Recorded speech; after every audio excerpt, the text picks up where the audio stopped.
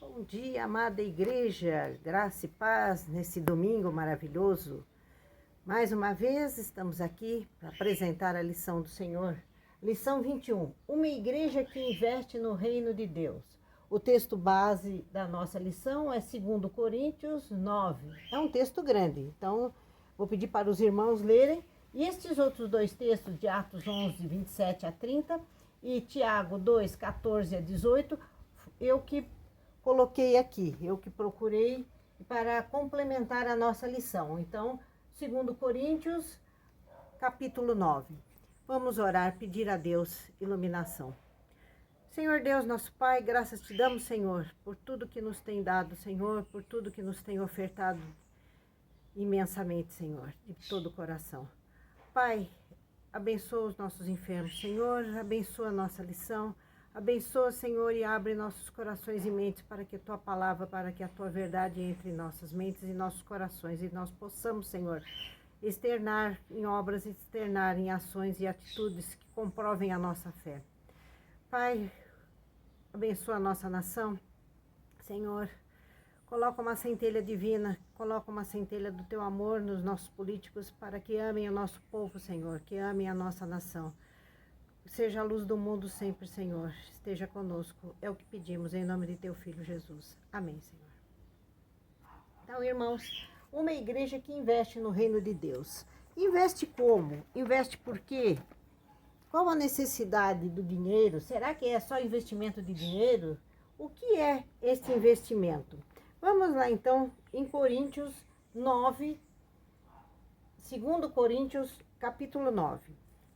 Ora, quanto à assistência a favor dos santos, é desnecessário escrever-vos, porque bem reconheço a vossa presteza, da qual me glorio junto aos macedônios, dizendo que a Acaia está preparada desde o ano passado e o vosso zelo tem estimulado a muitíssimos. Contudo, enviei os irmãos para que o nosso louvor a vosso respeito neste particular não se desminta, a fim de que, como venho dizendo, estivesseis preparados, para que, caso alguns macedônios forem comigo e vos encontrem desapercebidos, não fiquemos nós envergonhados, para não dizer vós, quanto a esta confiança.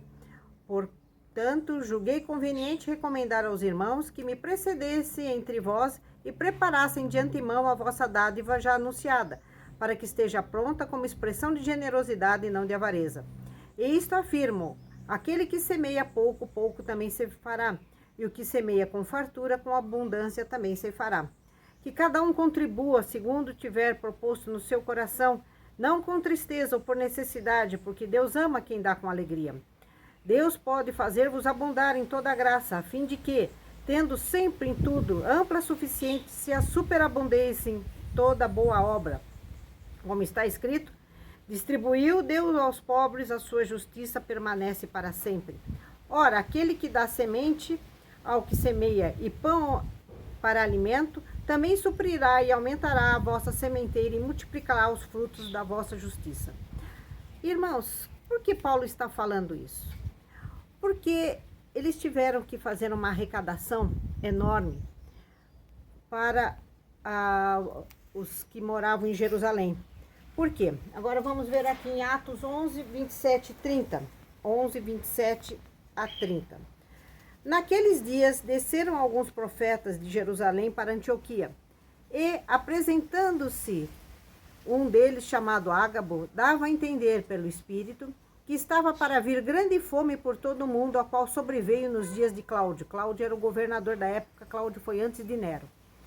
Os discípulos, cada um conforme suas posses, resolveram enviar socorro aos irmãos que moravam na Judéia, o que eles, com efeito, fizeram enviando aos presbíteros por intermédio de Barnabé e de Saulo. Ora, irmãos, a igreja ela tem por função cuidar. Além de tudo, porque Jesus cuidou de nós. Ele cuidou de enfermos, cuidou de leprosos, cuidou de cegos, cuidou de todo mundo, inclusive daqueles que o seguiam. Quando o Sermão do Monte, depois, nós tivemos 5.000 pessoas nas multiplicações de pães, e Jesus mandou os discípulos cuidarem das pessoas. Eles se desesperaram. Como vamos cuidar? Nós não temos dinheiro para comprar pão para toda essa gente. E tinha uma criança que tinha os pães, uns pãezinhos e peixinhos, e Jesus multiplicou isso para 5.000 pessoas. Como a igreja faz isso? Nós não temos esse poder de tirar do nada, como Jesus fez. Então nós temos que investir nas obras. Temos que investir naquilo que a igreja tem por missão fazer. Para trazer o reino de Deus na terra, o que é necessário? Trazer conforto, trazer paz, trazer esperança, não só na palavra de Deus, mas com a palavra de Deus nós mostrarmos o que temos que fazer. Aqui nós vamos ver em Tiago 2, 14 a 18. Tiago 2, 14 a 18. O que ele fala? Meus irmãos, qual é o proveito se alguém disser que tem fé, mas não tiver obras? Pode acaso semelhante fé salvá-lo? Se um irmão ou irmã tiverem carecidos de roupa e necessitados de alimento cotidiano, e qualquer entre vós lhe disser, ide em paz, aquecei-vos e fartai-vos, sem contudo lhes dar o necessário para o corpo, qual é o proveito disso? Assim também a fé, se não tiver obras, por si só está morta. Mas alguém dirá, tu tens fé e eu tenho obras. Mostra-me essa tua fé sem obras, e eu com as obras te mostrarei a minha fé. É forte isso, meus irmãos. Muito forte. Porque a igreja ela tem que sustentar essas obras. Ela tem que fazer. É missão da igreja. É uma missão. O pessoal fala, missão social. Desde o princípio. A igreja tem por missão. Quais são os vulneráveis? A Bíblia fala, os vulneráveis são os órfãos, as viúvas, os estrangeiros. E aí? Como fica? Como fica a igreja nessa situação? Mas se eu der dinheiro para a igreja, acontece isso, acontece aquilo. Irmãos, nós sabemos de vários fatos, de outras denominações, de coisas que às vezes aparecem na televisão, que chocam a gente. Fala, nossa, fulano ministro fez isso, fez aquilo. Até a própria igreja católica também chega e fala, teve desvio, teve isso. Irmãos, o juízo de Deus vai pesar sobre essas pessoas. Indubitavelmente vai pesar. Mas qual é a nossa missão? E nós, por causa disso, não vamos fazer nada? Esse ano, a Federação de Mulheres, com o dinheiro arrecadado das nossas ofertas, comprou um freezer e doou para a entidade da Igreja Metodista que cuida de moradores de rua que fica no Brás. Pois é. E tem gente que fala, por que eu tenho que contribuir para a sociedade? Por que eu tenho... A gente precisa estar participando, meus irmãos. Estar participando. Porque quando a gente participa das coisas, a gente vê o que a igreja faz. Nós temos um barco, a Igreja Metodista tem um barco hospital, que corre lá pela região norte, pelos rios lá da Amazônia.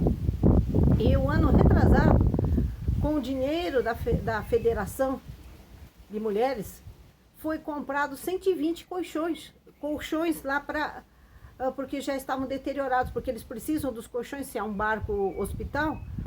E também foram trocados algumas cadeiras de dentista, que tem nesse barco também.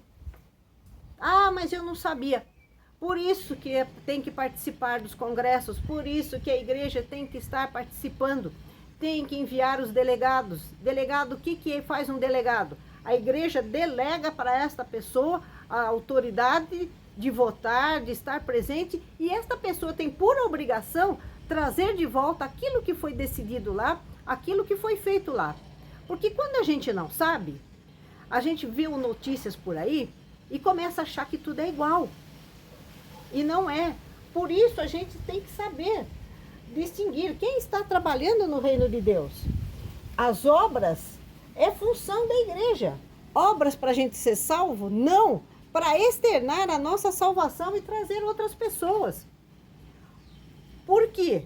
Quando a gente faz a obra, quando a gente ajuda, nós mostramos que nós estamos cheios do Espírito Santo, que nós somos espelho de Cristo. Isso vai tocar corações e vai melhorar a vida de pessoas que estarão vindo também. É claro que nós temos que semear, Paulo fala semear em termos de dar monetariamente.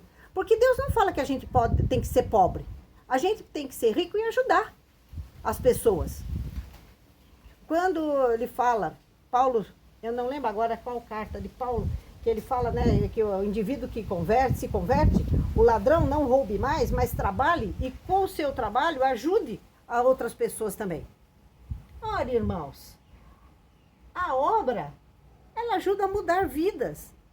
Ela muda pessoas. Aqui está, olha, a doação torna-se testemunho de fé e aproxima quem doou e quem recebeu a oferta, afirma Paulo, fortalecendo os laços de amor e gratidão construídos em Cristo. É o que diz aqui na nossa revista. A dinâmica de uma igreja compromissada com o reino de Deus é ela participativa de diversas maneiras, inclusive investindo financeiramente no reino. Paulo destaca que existem aqueles que semeiam pouco e os que semeiam com fartura. Isto não está atrelado a quantidades, mas ao valor, a quão disposto está o coração de abrir a mão da segurança do conforto pessoal para investir no reino. Os irmãos lembram daquela história que Jesus estava no templo, olhando o gasofilácio, e vem a viúva e coloca 2 moedinhas, e ele pergunta para os discípulos, quem de todas essas pessoas doou mais? Ele diz a viúva, porque ela doou tudo que tinha. Então, irmãos, não é só quantidade, é a qualidade daquilo que se dá. Quando se dá o dízimo, muitas pessoas falam, eu tenho obrigação. É obrigação também, mas é mais do que isso. É do coração. Porque é para a obra da igreja. A igreja tem que se sustentar de alguma maneira. A igreja tem que fazer. Essa lição é para contribuir? Essa lição é para abrir o nosso coração, para ver onde é gasto a nossa contribuição. Em que é necessário a nossa contribuição. É necessário, sim, que nós contribuamos para a federação, para a confederação, porque existem obras sendo feitas. É necessário contribuir para a igreja, porque a igreja tem obras. Mas eu não sei. Então procure saber. Vamos correr atrás. Tem delegado nos congressos? Então, ele tem que trazer. Cobre do seu delegado o que ele está fazendo lá. Ele não está indo lá para passear, não, gente. Ele está indo lá para trazer aquilo que foi feito, para vir cheio do Espírito Santo e trazer aquilo que foi feito e transmitir para a igreja essa imensidão, essa maravilha que a igreja tem feito. Então, irmãos, é muito sério. Esta questão de doar, não é só doar dinheiro, é doar o coração. É doar, se doar. Eu lembro uma vez que nós tivemos, o bispo conversou conosco numa reunião da clã, e ele falou, tal igreja está precisando de voluntários para trabalhar. E foi falado, mas a gente já contribui. Mas a necessidade ali não era da contribuição, porque contribuição já tinha. Era de doação de serviço. Isso também é semear. Isso também é uma oferta. Quem está disposto? Porque não é só dar o dinheiro, nós temos que botar a mão na massa. Nós temos que estar lá para trabalhar. Esta também é a nossa função. Estar trabalhando para o reino de Deus de corpo e alma. Eu vou dar tudo que tenho? Tá, e daí? Como é que você se sustenta? Deus não quer que você fique na miséria. Ele quer que você seja próspero e prospere junto com outras pessoas. E leve os outros à prosperidade. Mas que prosperidade é essa? Principalmente do espírito. Porque não adianta você ter dinheiro e você ser pobre do espírito. Então, irmãos, o que nós temos nesta lição de hoje, a nossa conclusão aqui da lição. A igreja de Corinto precisou de um pastoreio educativo no que diz respeito ao seu compromisso com o investimento no reino de Deus. Não fica explícito por que ela se perdeu em meio do seu projeto de ajudar a outra igreja irmã. Muitas vezes nós também nos perdemos em nosso compromisso de investirmos no reino de Deus.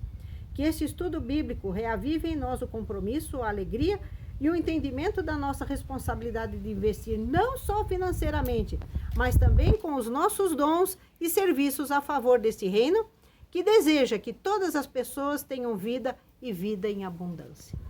Amém, irmãos? Até domingo que vem, com a graça de Deus.